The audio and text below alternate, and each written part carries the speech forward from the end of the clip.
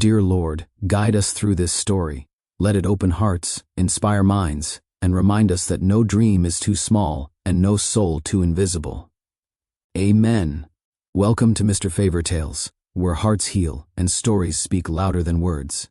Here, every tale is a doorway to redemption, second chances, and the brilliance hidden in unexpected places. Get ready for a journey where power, love, and genius collide in the most humbling of places. Like, share, comment, and subscribe, because every story shared is a lesson multiplied.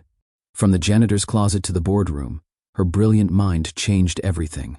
Chicago had always been a city of contradictions, where cold glass towers kissed the sky while dreams froze on the pavement below. The wind could cut through wool, and yet, inside the steel frames of skyscrapers, warmth existed in the form of opportunity, even if it wasn't always accessible to all. In the heart of downtown, Pierce Corp stood like a monument to legacy and ambition. It pulsed with wealth, strategy, and corporate might by day. But at night, it transformed into a silent cathedral of shadows, the kind only the unseen prayed in. Her name was Marisol Santos. To most, she was a blur in the background. A figure in navy coveralls, pushing a mop cart past mahogany doors that knew only boardroom banter and million-dollar negotiations. Every night at exactly 9 p.m. she clocked in. Not just to clean, but to survive. She was a janitor, but she was also a genius. And no one knew it. Not yet. The office was a vacuum of silence, the city lights flickering against, the tinted windows like Morse code blinking to the forgotten. Somewhere between the executive lounge and the marketing bullpen, Marisol knelt on the marble floor, scrubbing scuff marks with her gloved hands. But she wasn't listening to music, not anymore. She had headphones in, playing MIT open courses on fluid dynamics, downloaded on her cracked Samsung. The lectures were grainy. The screen flickered. But her mind, it was sharp as a scalpel.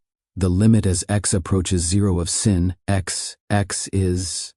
She whispered under her breath, her mop bucket sloshing beside her like a loyal companion. Numbers danced in her head, and for that hour, the marble floor became her chalkboard. Flashback. A much younger Marisol, maybe 13, stood in front of a chalkboard at a South Chicago magnet school. The room was quiet, stunned. The teacher leaned forward as Marisol solved an equation that had stumped the top 3 students in the honors class. "You're something special, Marisol," the teacher said, her voice laced with disbelief and awe. "You ever think about engineering?" "Every day," Marisol replied without flinching. But dreams, like old textbooks, are easy to put away when life demands something else. Back in the present, Marisol opened the janitorial supply closet on the 36th floor. Behind bleach bottles and mop handles, she'd carved out a secret sanctuary. On a high shelf sat a stack of math notebooks, dog-eared engineering manuals, and pages of hand-drawn schematics. She pulled out a sketch pad, one she treated like sacred scripture, and sat on an overturned mop bucket. Tonight, she resumed a design for a low-cost, solar-powered irrigation system meant for inner-city gardens. It was brilliant, efficient, practical, but no one would ever know. Not unless something changed. Her pen scratched softly as she adjusted a valve placement in her drawing. Then her radio buzzed. 36 clear, came a voice, one of the security guards. Still here, 10 more minutes. She tucked her designs away like a criminal hiding stolen art, then locked the closet and stepped back into the ghost-lit corridor. Marisol passed the boardroom, the heart of the company, and paused. Inside, the digital screen had been left on by mistake. Slides rotated automatically, charts, projections, legal disclaimers. Her eyes caught something. A clause on a pending contract. Her brows furrowed. That doesn't align with UCC Code Section 2-207. Her heart pounded. Her hand reached for the whiteboard marker, paused, then trembled. She wrote a small correction in the corner, just a suggestion, a whisper of brilliance. Then, just as quickly, she erased it. She didn't belong here. Not yet. As she exited the elevator, the click-click of expensive shoes echoed nearby. A black Mercedes had just pulled in. Alexander Pierce, the heir, the golden boy. He stepped out, suit flawless, Bluetooth earpiece flashing. His eyes were locked on his tablet, oblivious to the woman walking past him 5 feet away. They passed each other, close, but worlds apart. Upstairs, Alexander stood in his office, looking over the merger documentation that would determine the next decade of Pierce Corp. His gut told him something was wrong, something buried deep in the liability clauses. He rubbed his temples, the weight of his late father's legacy sitting on his shoulders like granite. "Find legal," he buzzed his assistant. "Tell them to double-check the liability clause in Section 14. Something's not sitting right." The next day, when Marisol opened her locker, something slipped out. An envelope. Crisp, clean, her name handwritten. Inside was a note. "Noticed your correction. Impressive. Stay brilliant." Her breath caught. She read it again, and again. It was like someone had pulled her out of the fog and told her, "I see you." Alexander stood with the head of security, watching footage from the 36th floor. "Rewind," he said. That night, the boardroom, the footage played. Marisol appeared, gloves on, silent, wrote something on the board, then erased it. He leaned in. "That wasn't random," he murmured. He didn't say the rest aloud, but it echoed in the room anyway. That was genius. That night, in a cramped one-bedroom apartment on Chicago's South Side, Marisol sat at the kitchen table with the note still in her hand. Her younger brother Leo snored on the couch. Their mother's wheezing sleep came from behind a closed door. Marisol stared at the note for a long while. Then she pulled out her notebook and, for the first time, didn't just sketch an invention. She sketched a life. If you're enjoying this emotional journey, don't forget to like, share, and comment below. Have you ever felt invisible in a world that couldn't see your brilliance? Your story matters. Subscribe now and hit that notification bell. More unforgettable tales await here at Mr. Favor Tales. It was just past noon when Alexander entered the boardroom, suit pressed, mind spinning. The stakes had never been higher. He adjusted his tie with one hand and carried a tablet loaded with merger presentations in the other. Around him, the room buzzed, coffee being poured, chairs being pulled out, soft murmurs from department heads. At the far end sat his cousin, Mason Pierce. Ambitious, polished, dangerous. "Big day, Alex," Mason said, voice smug. "Hope you double-checked those clauses. Foreign investors don't like surprises." Alexander didn't take the bait. He gave a polite smile. "I don't do surprises." But inside, he was unsettled. He could feel the weight of everyone's eyes. Their doubts weren't about the numbers. They were about him. He wasn't his father. And the board knew it. In his private office, Alexander shuffled through the latest edits submitted by legal. One note caught his eye. A revision to Clause 14.3. Liability for breach resides with the primary signer. He paused. Clean language. Too clean. His eyes slid to the small footnote at the bottom. Final edit per Marisol S., 36th floor janitorial staff, reviewed and verified. He froze. The same name. The same floor. He stared at the screen, stunned. This wasn't a fluke. This wasn't luck. Whoever she was sharp. He dialed legal. The head of legal was calm but firm. "Whoever this girl is, she just saved you from a 7-figure problem. If we'd submitted that version to Zurich, we would have been carrying the liability on IP transfer violations." Alexander didn't respond immediately. He paced slowly, the name echoing in his mind. Marisol. She wasn't just observant. She was brilliant. And nobody had noticed. Except him. Marisol sat cross-legged in the supply closet again, surrounded by textbooks like they were friends. She was solving thermodynamics problems for fun, the kind of equations that gave engineers migraines. She didn't notice the sound of approaching footsteps until they were right outside. Knock knock. The door creaked open. A man in a black suit leaned in. "Mr. Pierce asked if you could come upstairs." "Now." She blinked. What? Did I? "You're not in trouble." He just asked.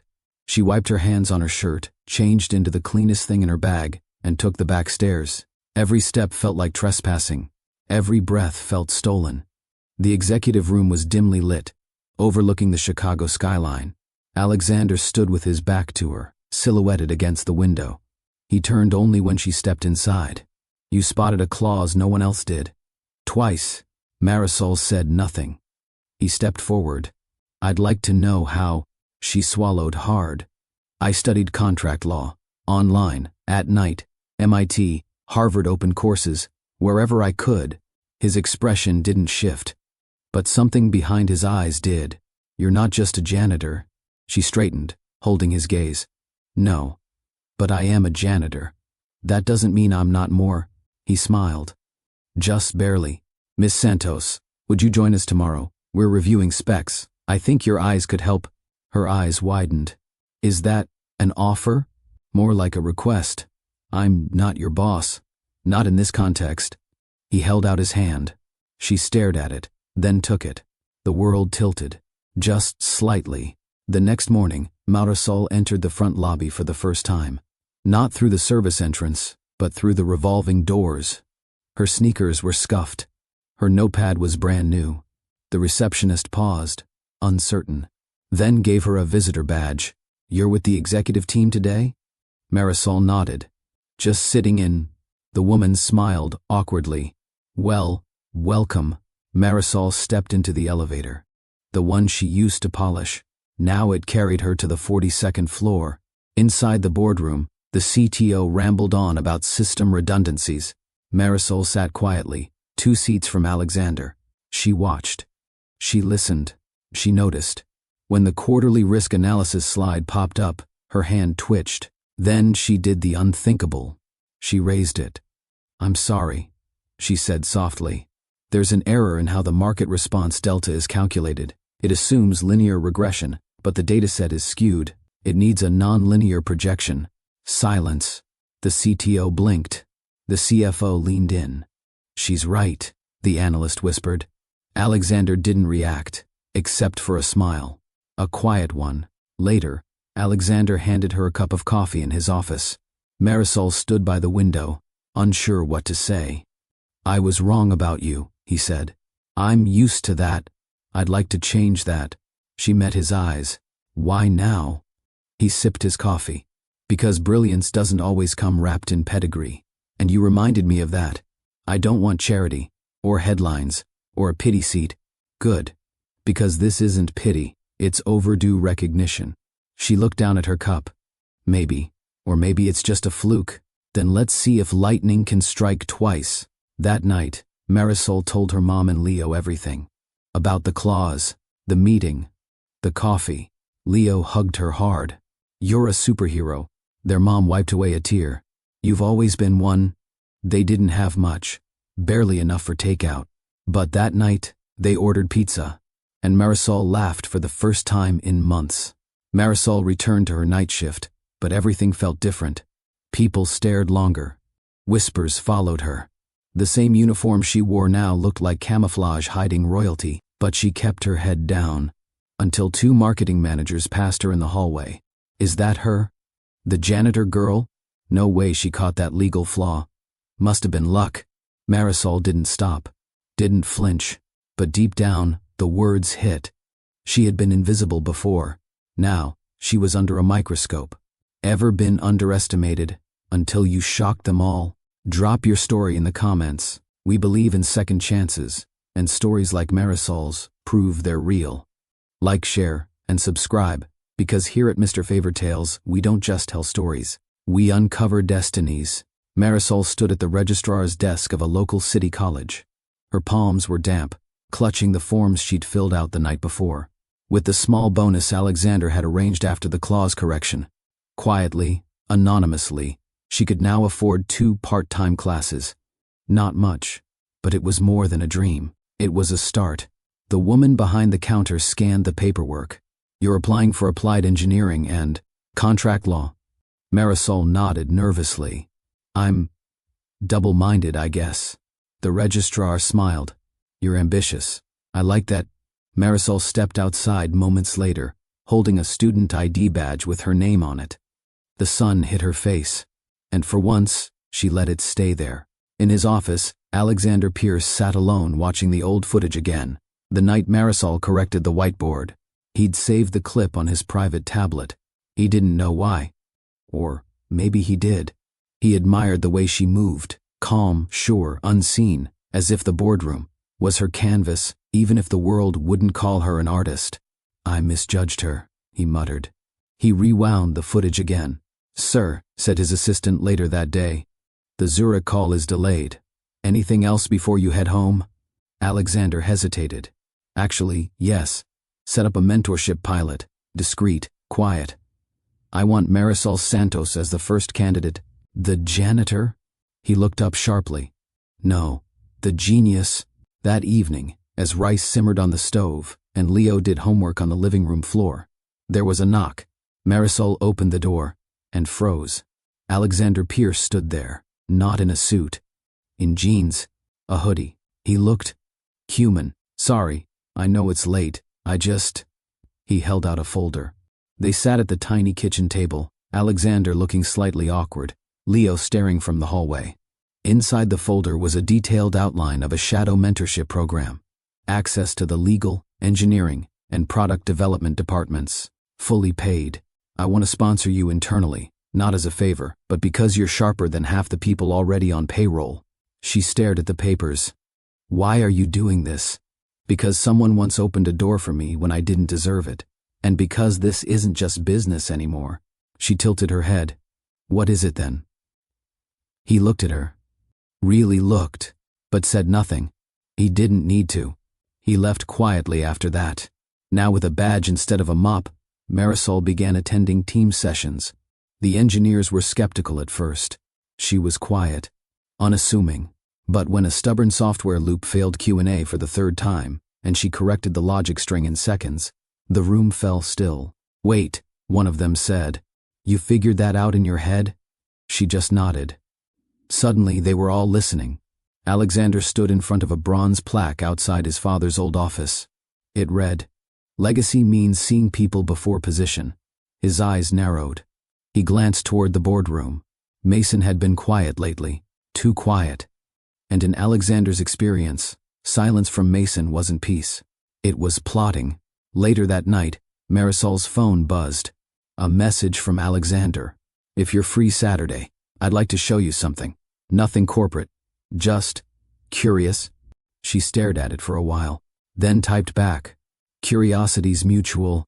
She smiled, a soft, uncertain one. It had been a long time since anyone invited her anywhere without needing something in return. Zurich called in a panic. One of their compliance teams had flagged a clause buried deep in the documents that could jeopardize the valuation. Panic rippled through legal. Mason, ever the opportunist, used the moment. We've had too many near misses lately, he told the board. We need to know who's really handling oversight. All eyes shifted to Alexander. He stood calmly, then said the unthinkable. Call Marisol Santos. The air changed. The janitor? Someone whispered. Alexander corrected them. The analyst who already saved this merger once. Marisol entered the boardroom with her notes in hand. She had reviewed the Zurich documents herself, just in case. The moment she sat, she flipped to a highlighted section and said, There's a misreference in the licensing chain under Clause 9 billions. If Zurich's lawyers press, it voids their equity inclusion. Silence. The board chair leaned forward. Can you walk us through that? She did. Clear, precise, elegant. A slow clap broke out from the corner of the room. Marisol didn't smile. She just nodded, the way someone does when they've always known their value. A few days later, Marisol and Alexander sat at a rooftop restaurant, candles flickering between them. This time, there were no charts or legal briefs. Just wine. Just breath. I thought I knew how to lead, he confessed. And I thought being invisible was safer, she replied. But it just hurt more. They laughed softly. No masks, no titles. Just two people, finally seeing each other. Drop a comment if you've ever been in a room you weren't expected to be in, and owned it. We want to hear your voice. Subscribe for more emotional journeys and unforgettable breakthroughs, only here on Mr. Favor Tales. Marisol had taken on a quiet new task, reviewing old merger documentation on Alexander's request. What started as a small favor had become a mission. She combed through folders for overlooked legal flaws, determined to protect the company from future landmines. That's when she saw it. A document buried in the archive folder, signed 3 months ago, Mason Pierce had authorized early sale of proprietary data to a third-party company in Asia, without board approval. The contract was worded carefully, deliberately vague, but to someone who knew what to look for, it screamed violation. Her fingers trembled. This wasn't a mistake. This was sabotage. Alexander had just ended a tense video call with Zurich, smoothing over last-minute concerns. He loosened his tie and poured a drink, rubbing the back of his neck. He didn't hear the door until it swung open. Marisol, breathless, face pale. "I found something." She slammed the folder on his desk. Mason signed off on early disclosures. Unauthorized. "That's a breach." He skimmed the document. His chest tightened. If Zurich gets wind of this, they'll walk. Or worse, sue. Their eyes met. This wasn't just a risk. It was a time bomb. The next morning, Alexander called an emergency session. The board filed in, whispering, stiff with tension. Mason arrived late, grinning smugly, phone in hand. This better be worth the drama. Then Marisol entered. Heads turned. Again. Only this time, there was no doubt she belonged. She presented the evidence, calm, methodical, devastating. Dates, signatures, emails. "This contract violates Articles 5 and 6 of the Internal Compliance Code," she explained. The board was not informed. "Zurich's equity percentage is at risk." She turned to Mason. "Do you deny signing this?" His smile cracked. "I did what I thought was best." Alexander stood. "You endangered everything." "You're nothing without her," Mason snapped. "You replaced our family with a janitor." The room froze. Marisol didn't flinch. She simply stepped back. Alexander stepped forward. "If competence threatens you, Mason, you were never meant to be part of this company." Silence. Then a nod from the board chair. It was over. That evening, Marisol found herself in the supply closet again. She stared at her old notebooks, the mop handle, the stool she used to sit on to solve equations while the world slept. She began packing her things, not because she was fired, because the pressure was different now, heavier. The board respected her, but some resented her. Mason's words echoed. "You replaced our family with a janitor." It wasn't just a cruel insult. It was a reflection of a system that hadn't changed. Not fully. And maybe never would. Alexander hadn't heard from her in 2 days. He stared at his phone. No response. He finally opened the mentorship performance file. Her scores were higher than any candidate before her. Logic, ethics, innovation, business fluency. She wasn't just qualified. She was built for this. "You still think you don't belong?" he whispered to himself. Marisol sat on her apartment balcony, knees tucked to her chest. Leo joined her, now older, more aware. "You're not going back, are you?" She didn't answer. He nudged her. "You fixed everything. And now you're quitting 'cause of one bitter guy?" She turned to him. "I don't belong there." "Then why'd the room go quiet when you walked in?" His words hit like thunder. The ballroom shimmered with elegance. Alexander stepped to the mic, tux sharp, voice tight with emotion. "Before we celebrate the Zurich merger, I want to recognize the woman who saved it. Twice. A woman who didn't wait to be discovered. She just showed up, quietly, brilliantly, and changed everything." He looked to the back. Marisol stood in a navy blue dress, nervous, unsure. "Marisol Santos, please join me." Applause broke out, not polite, genuine. She stepped forward. He offered her a seat next to him. She leaned in. "This doesn't mean I'm staying." He smiled. "Then take it as a beginning." Back home, her family was waiting. Leo had the newspaper out. Her mother was beaming. Marisol opened the folder in her hand. It was an offer. Executive fellowship, tuition reimbursement, business rotation, international mentorship, the kind of contract she used to find in copy rooms, addressed to someone else. She signed, not for the company, not for Alexander, but for herself. Alexander stood in his office, Marisol's file open in front of him. Not as a CEO, not as a boss, just a man who knew he had seen something rare. She walked in wearing her new badge. He blinked. "You look different." "I feel different." "You still think you don't belong?" "No," she said. Now I know they don't deserve me, unless they earn me. He laughed. She smirked. But you earned it. Somehow, a moment, their hands touched. Not out of desperation, but recognition. In the next leadership huddle, Marisol led a presentation on digital restructuring. The same room where she once scrubbed floors now listened for her approval. Alexander stood behind the glass, watching. Proud, not possessive. He didn't make her great. She was already great. She just needed space. From cleaning floors to rewriting futures, Marisol's rise reminds us that brilliance never needs permission. If her story stirred something in you, drop a comment below. Like, share, and subscribe, because here at Mr. Favortales, we honor the quiet genius inside us all. The next Saturday night, Marisol didn't walk into a skyscraper lobby or a boardroom. She stepped into Alexander's modest townhouse. A record player played soft jazz. The kitchen smelled faintly of garlic and overcooked pasta. Alexander was burning something. "I've conquered billion-dollar mergers," he muttered. "But this omelet has me beat." "You're folding it like a contract," Marisol teased from the couch. "It is a binding arrangement between eggs and heat." She burst out laughing. And for once the room didn't feel heavy with expectation. It just felt real. "You're different when you're not in a suit," she said. "And you're different when you're laughing," he replied. "A beat. I think I like you this way."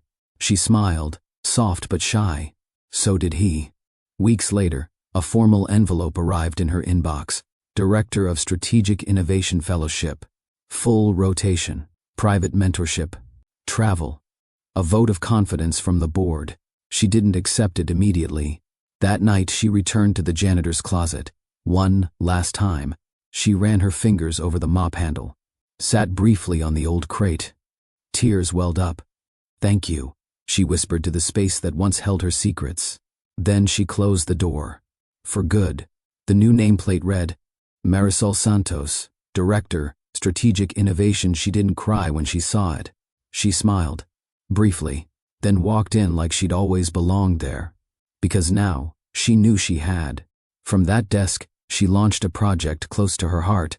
The Santos Initiative, a program for first general college students, offering scholarships, internships, real mentorship. Its one guiding rule: no one gets overlooked. Students poured in from everywhere. Detroit, El Paso, South Chicago.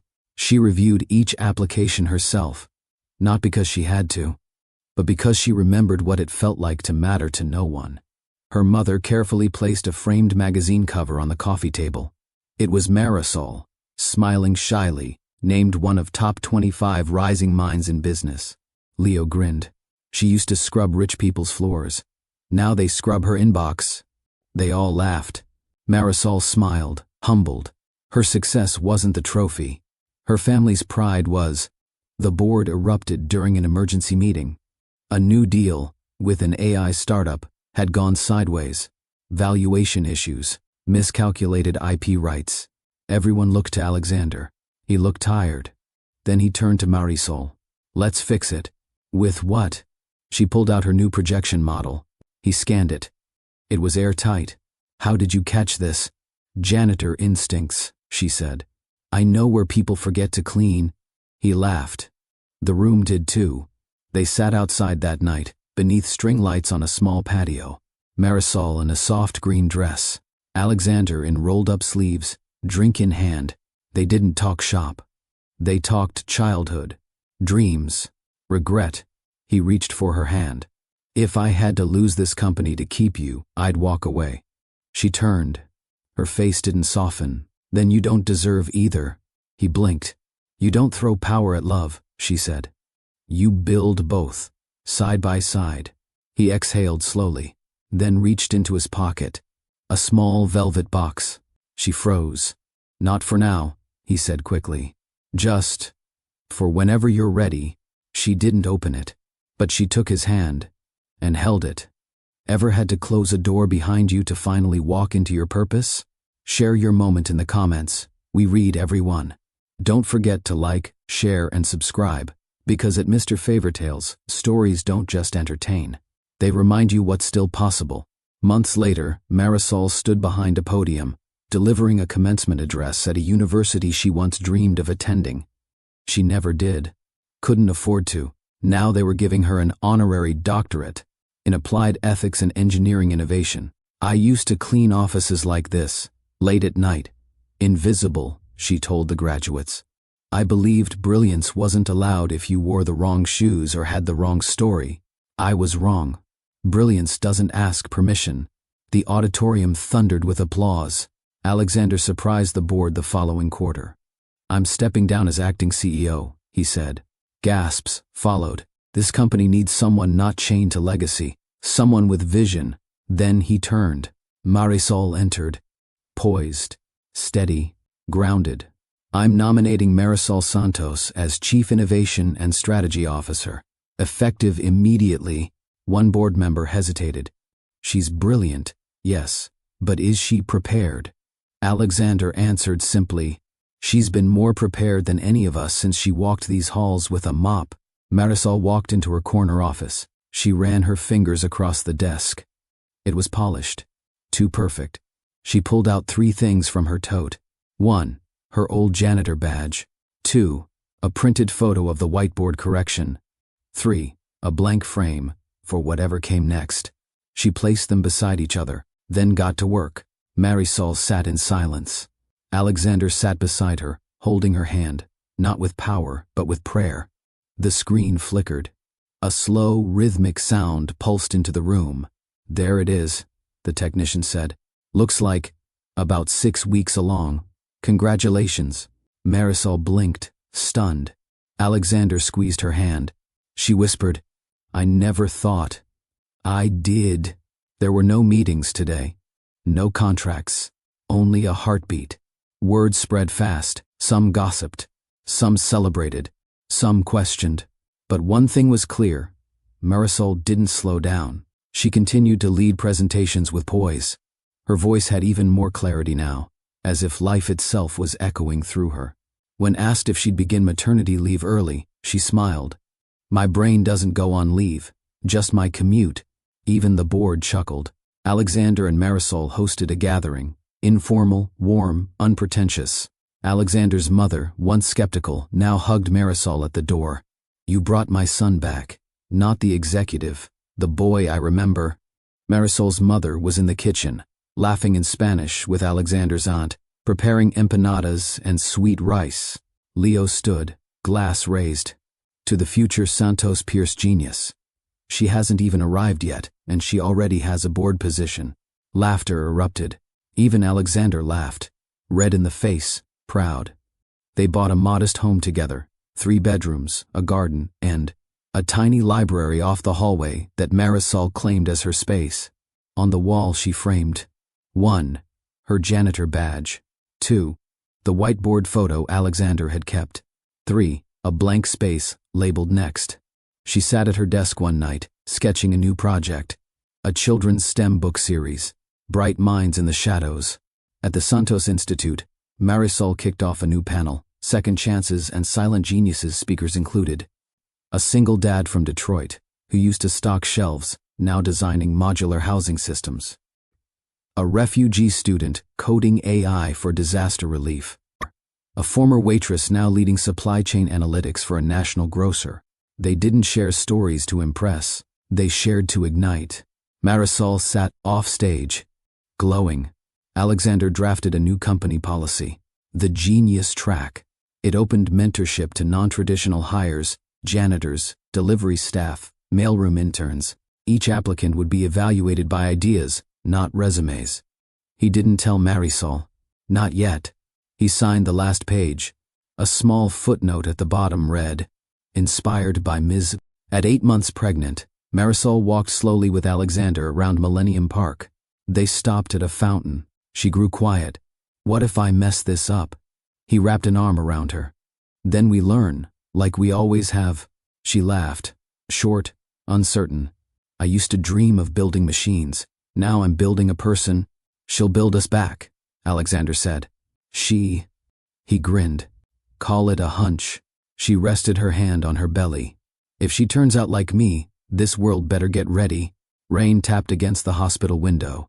Marisol gripped the sheets, sweat glistening on her forehead. Alexander held her hand, whispering through his panic. Then, a cry. Strong, beautiful, defiant. "She's here!" Alexander wept. Marisol collapsed into his arms. They didn't speak. They didn't have to. Love had arrived. The nursery glowed with soft light. Books lined the walls. In the crib, Lina Maris Pierce Santos, eyes curious, fists strong. Marisol rocked her gently, humming equations and lullabies in the same breath. Alexander stood at the door. "I've seen 100 legacy contracts," he whispered. "None of them felt like this." "Because this one kicks when she's hungry," Marisol replied. Marisol returned part-time, virtually for now. No makeup, sweatshirt on, but when she spoke, analysts took notes. She was redefining everything, including what leadership during motherhood looked like. Has becoming a parent changed how you lead, dream, or fight? Tell us in the comments. Your story could be the mirror someone else needs. Like, share, and subscribe.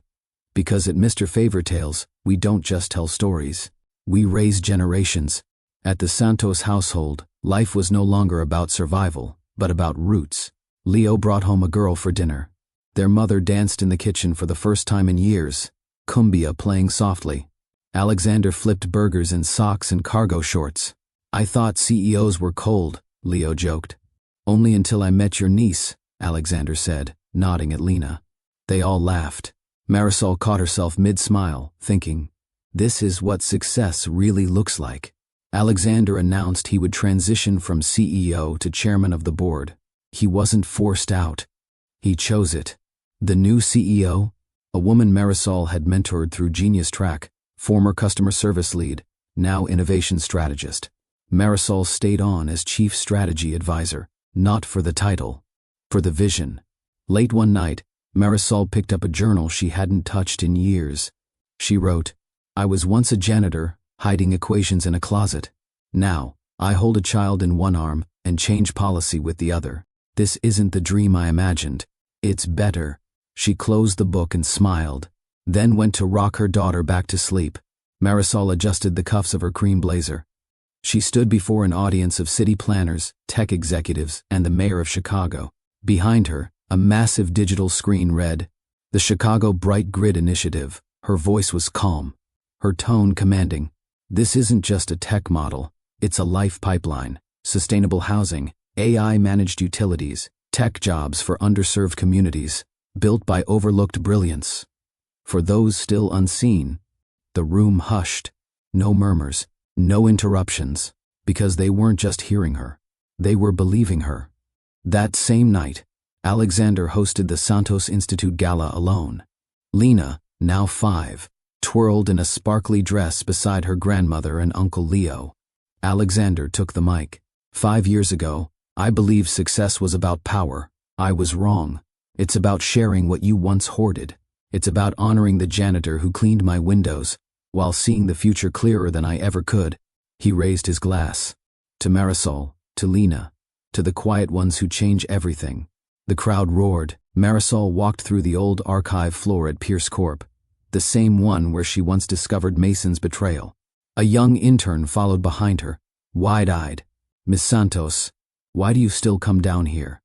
She stopped, smiled, because power doesn't begin in glass towers. It begins in rooms no one visits. She pointed to a small display case. Her original mop. Her first engineering sketch. A photo of the whiteboard correction. The intern blinked. "You really used to scrub the toilets?" "Every night." She winked. "And every night, I planned a future they didn't see coming." Back home, Lina lay on the carpet with crayons, drawing blueprints of a smart building. Her water system was color-coded. Her lighting design was renewable. Alexander peeked over her shoulder. "She's you all over again," he whispered. Marisol looked down at her daughter, eyes lit with curiosity, fingers stained with color. "She's already better." They clinked mugs of coffee. No contracts, no slides. Just two parents watching their legacy take shape in real time. A major global firm approached her with a co-branded licensing proposal for BrightGrid. 11 cities. 7 figures.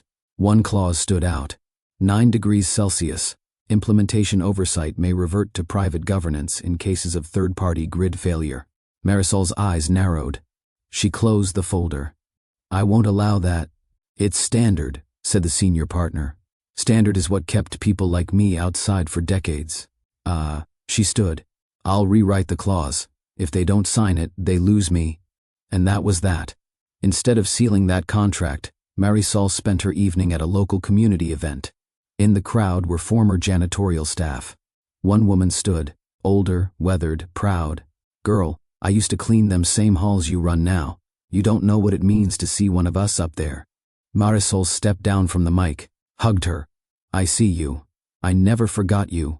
10 years passed. Genius Track had produced over 400 graduates, now engineers, analysts, inventors, teachers. The quarterly innovation summit was led by a rising star, Asha, a woman who once did late-night inventory for warehouse operations. Marisol sat in the back row. Lena, now 15, sat beside her, taking notes, focused and thoughtful. Asha ended the presentation with a surprise. Before we close, I'd like to acknowledge the woman who made all this possible, who taught us that you don't wait to be seen. You make yourself undeniable. Marisol Santos. Everyone rose. Standing ovation. Marisol blinked fast, trying not to cry. She turned to Alexander. Think we did okay? He leaned in. We changed everything. Has your life shifted because someone finally saw you? Or because you stopped waiting to be chosen? Tell us in the comments. Like, share, and subscribe. Because at Mr. Favortales, the invisible don't stay invisible forever. Later that year, Marisol was invited to speak at the National Council on Policy and Ethics. She didn't bring charts. She brought stories. She didn't quote corporate manuals. She quoted her mother's lessons from a broom. Power isn't about position, she told them. It's about responsibility. And the moment you know better, you owe better. That quote would become etched on plaques in several company lobbies across Chicago within months. 10 years ago, I erased my own brilliance off a whiteboard. Today, I tell others never to pick up the eraser. Let your genius stand, even if it scares the room. One crisp autumn morning, Marisol stood at the head of the Global Strategy Roundtable, the highest advisory body within Pierce Corp. The room was different now. Half the participants were Genius Track alumni. 3 had once worked in shipping, cleaning, or IT help desk. 2 were single mothers. 1 was a former school janitor from Detroit, and no one questioned why they were there. Because they delivered. They restructured aging systems. They cut waste by 40%. They introduced product designs no Ivy League consultant had imagined. This was what Marisol had fought for, a new kind of boardroom. Back at home, Marisol sat on the floor, hair in a bun, laptop open, while Lena read beside her. Alexander entered carrying takeout. I'm not interrupting, am I? Only if you plan to work through my noodle order again. He grinned. Fair. They didn't need flowers. Or candlelight. This was their rhythm. Co-leadership. Co-parenting. Co-dreaming. He pulled out a legal-sized envelope. Institute wants to name the new tech wing after you. She shook her head. Name it after the students. The ones who show up without anyone knowing their names. He smiled. That's so you. Marisol sat in her study one night, sipping chamomile tea. On the shelf were a copy of the original Bright Grid blueprint, a photo of her, Alexander, and Lena under the old boardroom table, playing hide-and-seek during a late-night strategy session, and the first engineering notebook she ever hid behind mop handles. She flipped it open. Her handwriting had changed, but the fire hadn't. She scribbled something new on the final page.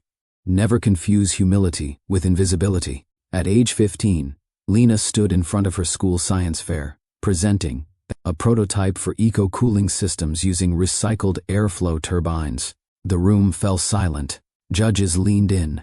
One whispered, "Isn't that Marisol Santos's daughter?" Another replied, "Then we shouldn't be surprised." Lena wasn't trying to prove herself. She was building on her mother's blueprint and already surpassing it. The city of Chicago awarded Marisol the civic honor of innovation and inclusion. The plaque was heavy. The speech was televised. But what moved her most? A note slipped into her bag by a young intern that read, "Because of you, I stopped hiding. She cried when she read it. Not because she felt proud, but because she realized she had become someone's whiteboard moment. Late one evening, she got a call from her old high school. They wanted to name the library after her. She asked one question: can you instead name it the Bright Minds Room and fill it with books from authors who look like the kids who'll read them? They agreed instantly. Legacy wasn't her name. It was her impact. Alexander sat with a new CEO, a young leader from Brazil mentored through Genius Track. He looked calm, confident, at peace. After the meeting, he texted Marisol, "This company's future isn't mine anymore. It's yours." She replied, "It's Lena's." Lena once asked, "Do I have to do what you did, Mama?" Marisol shook her head. "No, baby. I did what I did, so you don't have to fight to be seen. Now you can fight to create." Lena smiled. "Then I want to build schools in space." Marisol laughed. "Then I better get you a telescope." Leo was now a married man. His daughter, Lena's cousin, adored puzzles and coding games. During family dinners, they all argued over science trivia and laughed about who had the highest IQ in the family. Secretly, they all agreed it was Marisol's mom, who won every card game. If you're planting seeds now that you may never see bloom, we salute you. Drop a love in the comments if you're building legacy, one small move at a time. Like, share, and subscribe, because Mr. Favortales is where dreams dust off their shoulders and finally stand up. I no longer enter rooms to prove I belong. I build rooms where others no longer have to ask if they do. One final visit to Pierce Corp headquarters. She walked through the top floors, then down, to the basement, to the closet. It was still there. She opened it, smelled bleach, saw the stool, ran her hand along the shelf, then whispered, "I wasn't made by this company. I remade it." She placed a sealed envelope inside.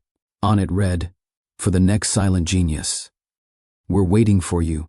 Marisol sat across from a team of engineers and policymakers, launching the Brilliance Equity Lab. It wasn't just a department. It was a framework. Every proposal reviewed for bias gaps. Every project tagged for accessibility footprint. Every hire evaluated by potential, not pedigree. She ended the meeting with one sentence that echoed through the halls: "Genius shouldn't be a gamble." And no one in the room questioned it, because they'd all read her story in their onboarding packets. She wasn't just a leader. She was the proof. One afternoon she received a letter, handwritten. It was from her old high school math teacher. "I used to worry I didn't push you hard enough. Now I realize you never needed pushing. You just needed room." She stared at the note for a long time, then wrote back, "Thank you for calling me brilliant before I believed it." At 16, Lena delivered a keynote at the Santos Institute Youth Forum. The room was packed. She wore sneakers and her mother's old watch. "My mom used to solve equations in a closet. Now she solves systems for cities. So if you've ever felt overlooked, good. That means you're just about to be underestimated. And that's where the magic starts." The audience rose before she even finished. Marisol watched from the wings. Her heart felt too full for her chest. Marisol finally wrote it. Her book, never the janitor, always the architect. Half memoir, half blueprint. She talked about being silenced, being seen, being underestimated, and finally, being unapologetically brilliant. It sold out in days, was translated into 27 languages, and most importantly, ended up on the desks of girls in foster care, immigrant sons, of night shift workers, and young men who had been told you don't look the part. Despite accolades, Marisol never stopped showing up at family dinner. She still made arepas on Sundays, still asked Leo if he was flossing, still helped Lena troubleshoot her code. "I may run an innovation strategy," she'd say, "but at home, I'm head of snacks and Wi-Fi." She was invited to speak at the Global Innovation and Equity Summit in Geneva. World leaders, tech giants, educators, and her. She didn't show slides. She showed a photo, her janitor badge. This isn't a relic. It's a warning. How many more of these do we ignore before we realize we've been missing the brightest minds in the building? A standing ovation followed, but she didn't linger. She left early to FaceTime Lena before bed. Senators began citing Marisol's quotes during hearings. One congresswoman even said, "If we want to fix our systems, we should start by listening to the ones who used to clean them." Marisol didn't seek the spotlight, but the spotlight had adjusted to her glow. Alexander stepped further into background roles. He started writing, publishing essays titled, "Unlearning Legacy. Power with, not power over. What a Janitor Taught Me About Leadership." His dedication on each one, to M and to the silence I finally learned to hear. Is your legacy quiet but unstoppable? Let us know. What are you building in silence? Comment below and tell us who you're doing it for. Subscribe, share, and click the bell. Mr. Favor Tales is where silent strength becomes shared power. Universities began to adopt what they called the Santos model, a holistic approach to recognizing overlooked genius, bridging academic and real-world brilliance, prioritizing lived experience as leadership currency. Marisol never trademarked it. "It's not mine," she said. "It's ours." At Pierce Corp's HQ, a mural was commissioned. It showed a mop bucket, a whiteboard, a hand holding both. At the bottom, these words, "She didn't just clean floors, she cleared paths." Marisol visited after hours, alone. She stood beneath the image and whispered, "Not bad for a night shift girl. Success is not what they hand you, it's what you build after they ignore you." I am not angry at the years I went unseen. I'm grateful. They taught me how to spot the unseen in others. Marisol walked into her childhood neighborhood on Chicago's South Side, not for a speech, not for a photo, but for a school opening. Her Santos Foundation had fully funded a new STEM charter school there, right on the same block, where she once memorized equations in the dark while her mom slept and Leo cried from hunger. The school's name? The Brilliance Academy. She didn't want it named after her. But the kids still called her Miss Marisol, the CEO lady. She wore it with pride. Lena, now 17, began leading peer coding labs at the Santos Institute. She wore ripped jeans, big curls, a smart mouth, and when she was asked, "Aren't you just riding your mom's coattails?" she calmly replied, "Nope. She built a bridge. I'm building a freeway." Marisol watched from a distance that day. She didn't interrupt. She didn't coach. She just witnessed. At Pierce Corp's headquarters, new janitors, part of an equity training and advancement program, walked with their heads high.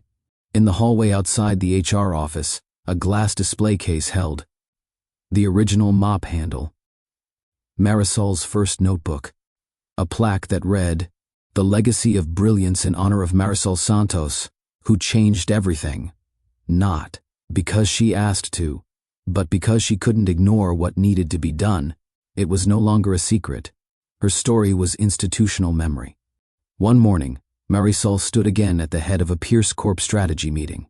She had just concluded her annual Innovation Outlook report. She clicked to the final slide. A simple phrase filled the screen. "What was once impossible is now policy." The room rose. Applause thundered, but Marisol didn't raise her hands in victory. She just nodded. She had already started working on the next idea. Alexander joined her at the podium, not as CEO, not even as chair anymore, just as her partner. He whispered to her with a wink, "Ready for the next chapter?" She replied without hesitation, "I already started writing it." Later that day, Marisol was asked to film a new training video for incoming Pierce Corp employees. At the end, the director asked, "Can you give us one final message, something personal?" She looked directly into the camera, smiled. "In the grand halls of power, not every story begins with privilege. Some start in closets, with mops, with silence. But brilliance, when nurtured, speaks louder than position. I didn't wait to be chosen. I chose myself. And in doing that, I rewrote what power could look like." One weekend, the Santos Pierce family hosted a backyard barbecue. No formal invite, just neighbors, community members, old colleagues. Lena grilled tofu. Leo DJ'd. Marisol's mom led a dance circle in the grass. No speeches, no suits, just joy. And that joy felt like the final approval she never needed, but always deserved. Alexander sent her a message late that night.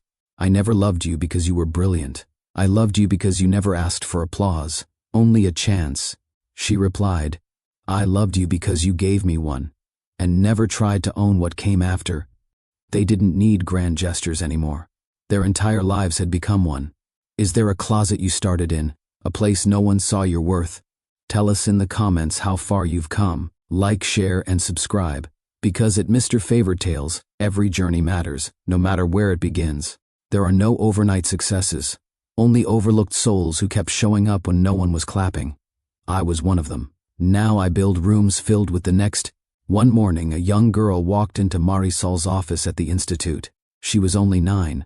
She held a binder filled with her inventions, including a solar-powered hoodie that charged phones and warmed your neck. Are you really the janitor lady? Marisol nodded. Do you still clean? Marisol smiled. Every day. But now, I clean barriers. The girl blinked, then grinned. I want to be you. Marisol leaned in. No, you'll be better. That's the point. 10 years after launching the first scholarship, the Santos Initiative now had its own campus. Not just a building, an ecosystem, with a STEM lab named after Lena, a mentorship courtyard named after Denise, the older janitor who first hugged Marisol after her speech, a wall of honor featuring photos of every graduate who rose from non-traditional beginnings. At the dedication ceremony, Marisol walked the halls with Leo's daughter, now 9. Tia, the girl asked, is it weird that everyone here knows you? No, Marisol said. It's weirder they didn't for so long. Marisol sat quietly in a classroom one afternoon, observing a group of middle schoolers during an engineering simulation. Lena, now interning as a teaching assistant, was explaining the task. You don't have to solve it like the textbook says. Solve it like your brain says. One boy raised his hand. What if my brain's different? Lena smiled. Then we want to see how. Marisol blinked quickly, covering her mouth. That was it. That was the whole mission. And her daughter had just spoken it like gospel. Marisol's own mother passed away peacefully a few months later. Her final words to Marisol were whispered in Spanish.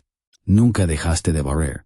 Solo empezaste a barrer el camino para otros. Translation. You never stopped sweeping. You just started sweeping the way for others. Marisol buried her mother with her janitor badge tucked in the lining of the casket, right above her heart. Family dinners now hosted a mix of Leo's wife and child, Lena and her debate club friends, former Genius Track students now turned colleagues, neighbors from Marisol's old apartment block. The table was loud, loving, diverse. Marisol didn't lead the conversation. She listened. Because she knew, leadership wasn't always speaking. Sometimes it was making sure everyone else had a mic. Marisol was invited to speak at MIT, the university she once downloaded lectures from on her cracked phone while cleaning offices. The dean handed her an honorary professor badge. You've taught more minds than half this faculty, he said. She gave her talk in the same room where greats like Noam Chomsky once taught, and at the end she simply said, every mind in this room is already brilliant. Don't wait for someone else to notice. Live like you already know. At Alexander's quiet retirement dinner, Lena, now in college, gave a toast. My dad taught me business, but he also taught me to stay out of my mom's way when she was designing a new world. Everyone laughed. Alexander lifted his glass toward Marisol. To the woman who reminded me that silence isn't weakness, and that brilliance doesn't come dressed in suits. She raised her glass back. To the man who learned to listen. They clinked. The Santos Institute began hiring graduates from its own programs as lead faculty, designers, even board members. A full circle, a living system, built by those once denied, now deciding. One new hire told the press, this place gave me a key when all I ever had were closed doors. In Nairobi, the Santos Initiative partnered with local organizations to launch a bright Grid Africa hub, designing sustainable low-cost energy solutions for rural schools. Marisol didn't fly in with cameras. She sent a small note. Let the local minds lead. We're just the scaffold. Drop a comment if someone ever believed in you before you believed in yourself. Or if you are that person for someone else. Let's honor them here. Like, share, and subscribe. Because Mr. Favorite Tales is where brilliance gets its echo. On the 25th anniversary of her first night at Pierce Corp., Marisol returned to the building. Same time, same floor, same route. Except now, her face was on the wall of leadership, her quotes etched into glass panels near the elevators. She walked into the janitor's closet one last time. It had been cleaned out, refitted into a small lounge for night staff to rest and read. On the door now hung a sign, "The Brilliance Room where silent dreams began to speak." She closed the door behind her and whispered, "Thank you for holding me when no one else did." Marisol stood at the head of a university auditorium, delivering what had been dubbed her legacy talk. The crowd was packed with students, entrepreneurs, single mothers, retired janitors, executives she once outranked but never outshouted. She opened with this: "I never wanted a seat at the table. I wanted a world where tables weren't gate-kept." She told them about the first time she solved calculus on a dirty floor, the first time someone noticed, the first time she let herself believe it meant something, the times they whispered she got lucky, the moment she realized luck had nothing to do with it. She ended by saying, "Your story doesn't start when they see you. It starts the moment you decide you're no longer invisible." The standing ovation lasted 6 minutes. One quiet morning, Marisol and Alexander walked through the park where he once asked her to see something. Nothing corporate. Now, the park had a bronze statue at its center. It was of a woman crouched over a notebook beside a mop bucket. No face, no name, just a small plaque. For the ones who watched from corners, then changed the whole room. They sat on the bench in front of it. Lena joined moments later, flopping beside them with college books in hand. "You two getting all poetic again?" she teased. "Always," Marisol replied. "This is the last page of the journal I began when I was 17. Back then, I wrote equations to escape. Now, I write to leave instructions. Brilliance should be shared. Power should be lent. Stories should be multiplied. And no one should have to prove they belong in a world they help build." Marisol sat alone in her office. Lights dimmed. She held a stack of letters, each one a testimony from someone impacted by Genius Track, Santos Initiative, or Bright Grid. She read them slowly. A single tear dropped onto her desk. Not of sadness, but release. She'd done it. She'd turned survival into a strategy, pain into policy, and silence into a system of transformation. At the official retirement announcement, Marisol didn't read a speech. She simply introduced the woman who would replace her, a former night security guard from the building where it all started. The new chief of strategy walked up, nerves visible. Marisol hugged her. "You don't have to be me," she whispered. "You just have to be fully you." That night, Marisol and Alexander stood on their porch. Lena had gone back to school. The house was quiet. Stars scattered above. Alexander poured 2 glasses of wine. "Any regrets?" he asked softly. She sipped. "Only that I didn't let myself feel this free sooner." "What now?" She looked out at the night sky. "Now I teach, quietly. And I wait for the next girl with a mop and a mind full of fire. From janitor's closet to boardroom. From whispered dreams to a daughter who dares. What's your story? What brilliance are you hiding behind survival? Let us know in the comments. Like, share, subscribe. Because at Mr. Favortales, we don't just tell stories. We remind you who you were before the world made you forget.